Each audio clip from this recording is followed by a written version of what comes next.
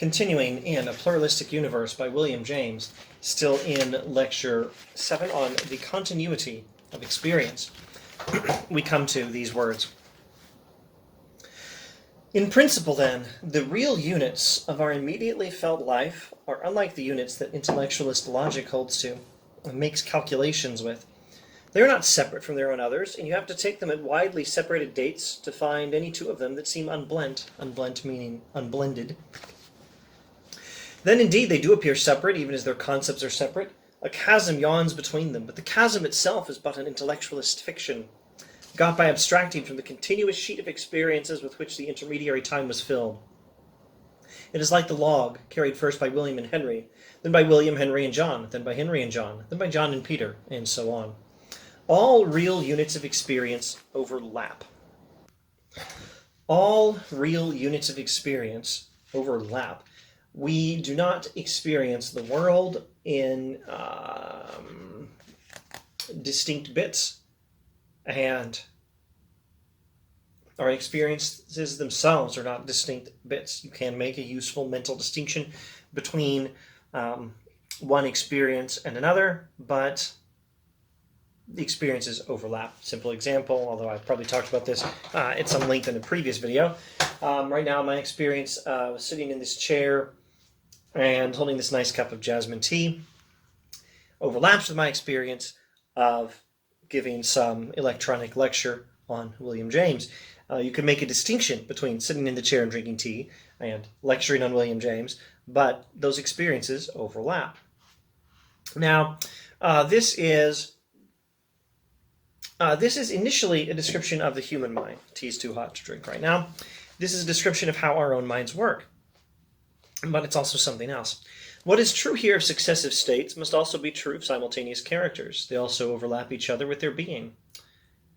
My present field of consciousness is a center surrounded by a fringe that shades insensibly into a subconscious more. My own consciousness is a center surrounded by a fringe that shades insensibly into a subconscious more. There are different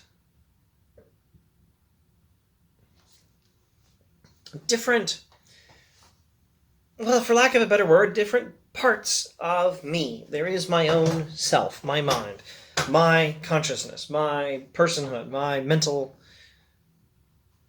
existence, my mental state of being, my present field of consciousness, he says. There is my present field of consciousness, but it's a center, and it's surrounded by other things, and the other things overlap with it.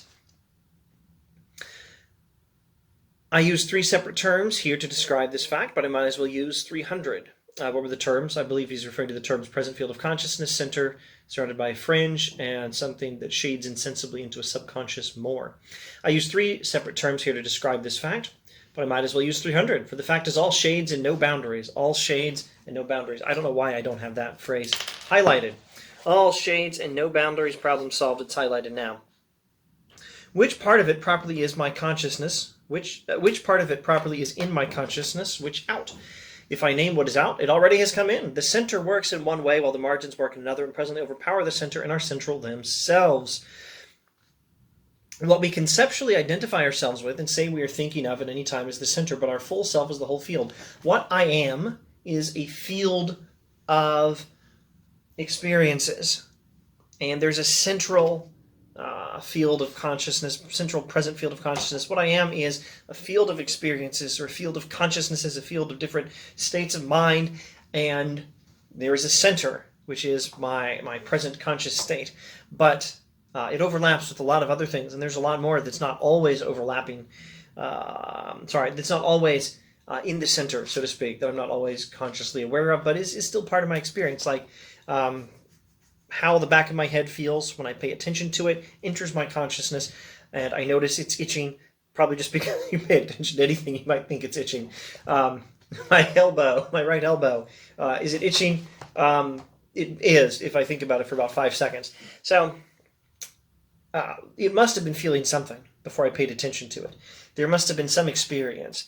You can disassociate yourself from some of your experience, from some of your sensations, but they're still there somewhere. You are a field of experiences, not all of them are part of the conscious center. Now, this is again a description of us, but it might be more, and this might be the right model for thinking through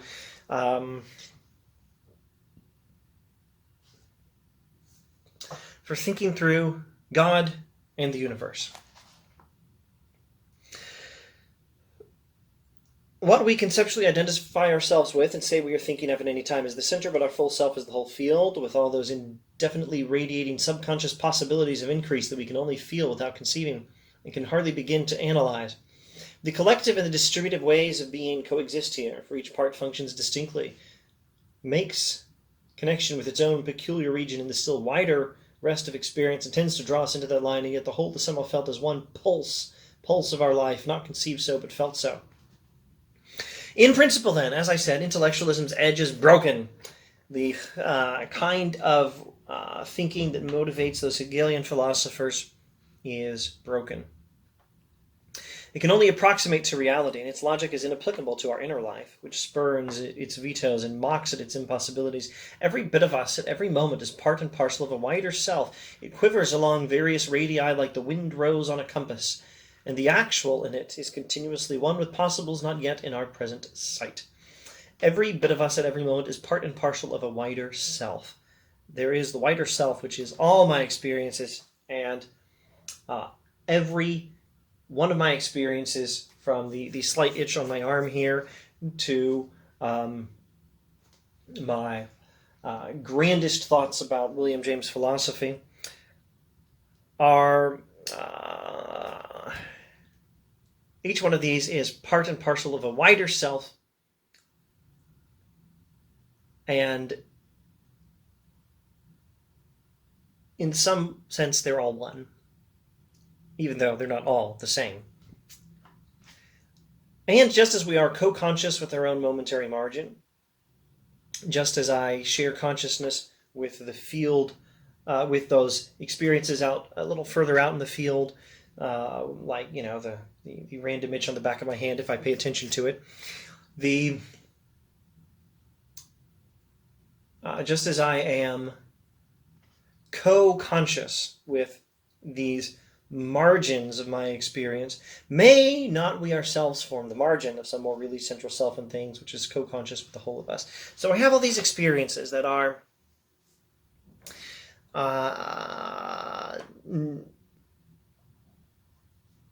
part of the fringe, part of the margin, part of the outer rims of my own experience, the outer rim of my own experience. I have all these experiences that are part of the outer rim of my own conscious state, and there is a conscious state in the center, and they're not exactly the same thing.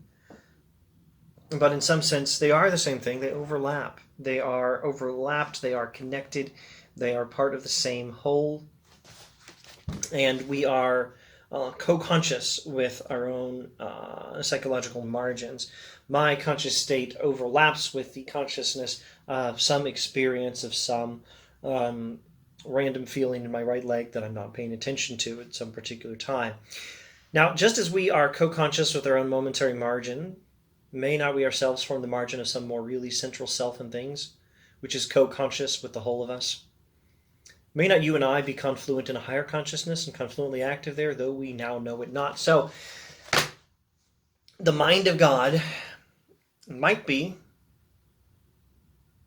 in relation to us, what we are in relation to our marginal experiences. That was a good sentence. Let's see if I can repeat it. Maybe paraphrase it, but get the same idea across. James is drawing an analogy.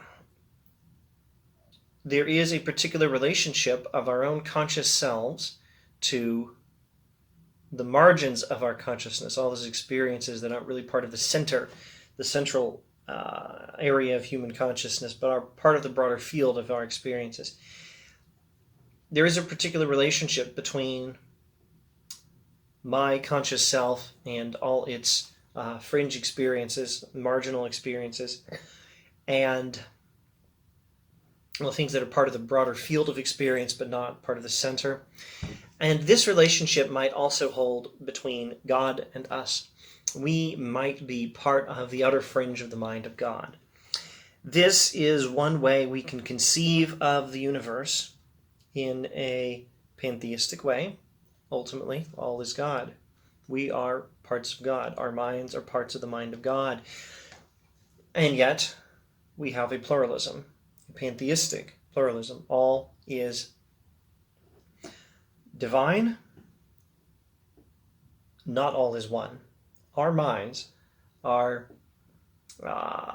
coextensive with the mind of God. Our minds are one with the mind of God in some important sense. We are part of the broader divine consciousness, and yet we are not ourselves. I am not myself the whole. You are not yourself the whole. And I think no, none of us can be the whole, even in the sense that if we were all put together, we would not be the whole. The sum does not equal. The whole does not equal just the sum of all the parts, I think James would say. But let's get back to the text. May not you and I be confluent in a higher consciousness and confluently active there, though we now know it not? Might the relationship between me and the own fringes of my own consciousness be the same as the relationship between God and our own minds? I am tiring myself and you, I know, by vainly seeking to describe by concepts and words what I say at the same time exceeds either conceptualization or verbalization. So if you're having trouble keeping track of this and wondering, why is he using all these words? Which set of words is the one that we're supposed to stick with?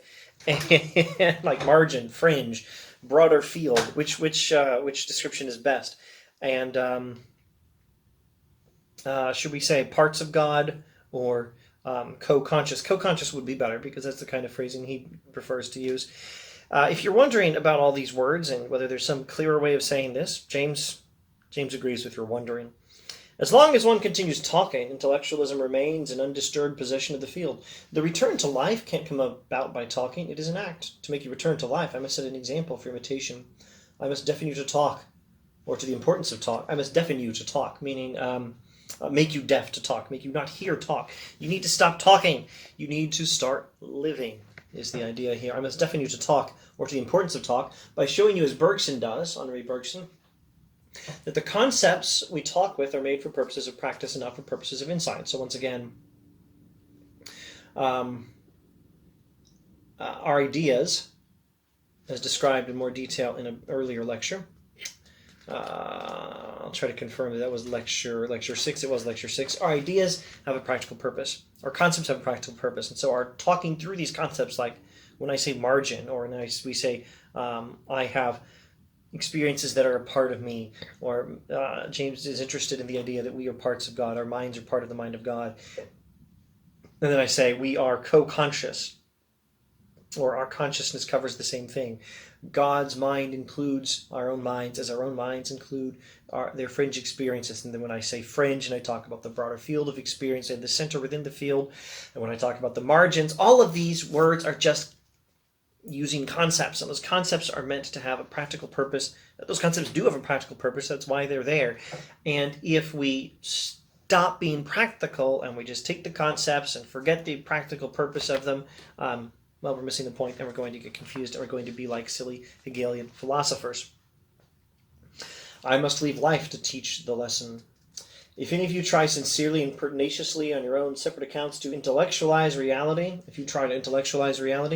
you may be similarly driven to a change of front. I say no more. I must leave life to teach the lesson. Let's see. We've now reached a point of view from which the self-compounding of mind in its smaller and more accessible portion seems a certain fact, and in which the speculative assumption of a similar but wider compounding in remoter regions must be reckoned with as a legitimate hypothesis. So now, he's saying, here's the hypothesis I'm suggesting. This might be the right way to think of God. We see that in our own experience, the human mind is one, not exactly one with its parts, so to speak, or that the mind is coextensive with certain experiences that are not, strictly speaking, part of your central conscious self, and that the mind overlaps, our minds overlap with all of our other experiences, and that there is a field of consciousness, a co-extension or co-consciousness of the same experience, and there's a field of consciousnesses, and there's a central field, which is your current conscious state, but it connects to all the other things, and we have fringe experiences, that is to say, experiences around the fringe of consciousness, experiences around the margin of consciousness, experiences in the outer rim of consciousness, and all these different parts are not exactly the same as each other, not exactly the same as the center, but they're all part of the same thing. They are all, in one sense, one, because all these things overlap. How my left ankle feels right now overlaps with my current conscious state, even if they're not, strictly speaking, the same thing. And this is one way we could think of the relationship of God's mind to ours. We are to the mind of God what my own outer, what the outer edge of my own experiences are to me. My relation to the mind of God is as the relation to me of how my left ankle currently feels, if I stop and pay attention to it. This is a hypothesis. This is a religious hypothesis. Now, what do we do with hypothesis? Well, first we recognize that it is a hypothesis. It is a genuine theory to be considered. That's not where we're going to stop, but this is where we begin with the hypothesis. The absolute is not the impossible being I once thought it. So now he's repenting of his former criticisms of Hegelianism. He's not becoming a Hegelian philosopher, but he is saying the Hegelian idea of the absolute mind that is God, it might actually work after all. Mental facts do function both singly and together at once. Mental facts do function both singly and together at once. Mental facts at the same time function singly and together. Mental facts work as individual things and together at the same time. And we finite minds may simultaneously be co-conscious with one another in a superhuman intelligence. There may be some superhuman mind that our own minds overlap with. There's the mind of God, and then there's my mind, which is co-conscious with the mind of God. It is only the extravagant claims of coercive necessity on the absolute's part that have to be denied by a priori logic.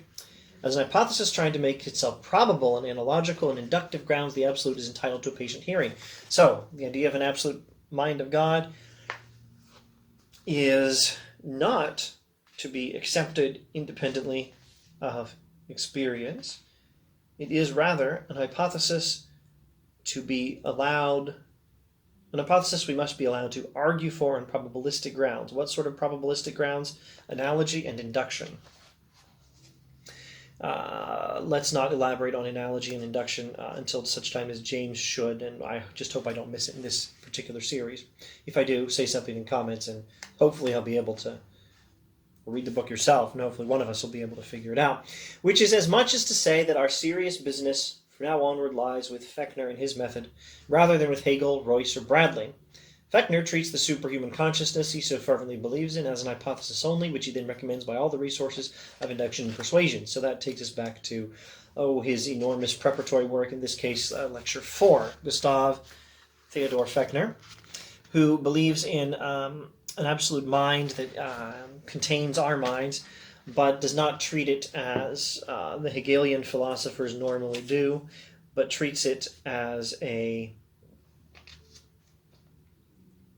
hypothesis to be argued for. Okay, so now we have to consider first, actually this may be nearly the end of Lecture 7, and then we'll get to Lecture 8 conclusions, but I'm going to give my own summary of things before we let James continue in future videos. I need to wrap this one up.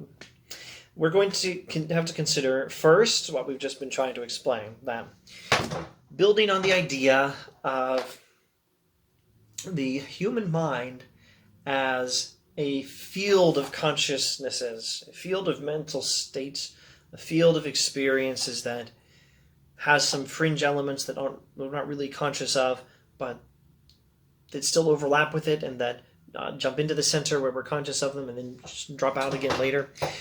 Just as the human mind can be considered this way, so we can hypothesize that there is such a thing as an absolute mind of God, that all is God, all is divine, and there is an absolute divine mind that includes our own minds, we can say that just as my own mind and your mind has this particular relationship to its own fringe, marginal, outer rim experiences, just so perhaps we are the fringe, the outer rim, the marginal experience and thoughts and ideas of the mind of God. And there might be a central divine consciousness that unites all of our own minds.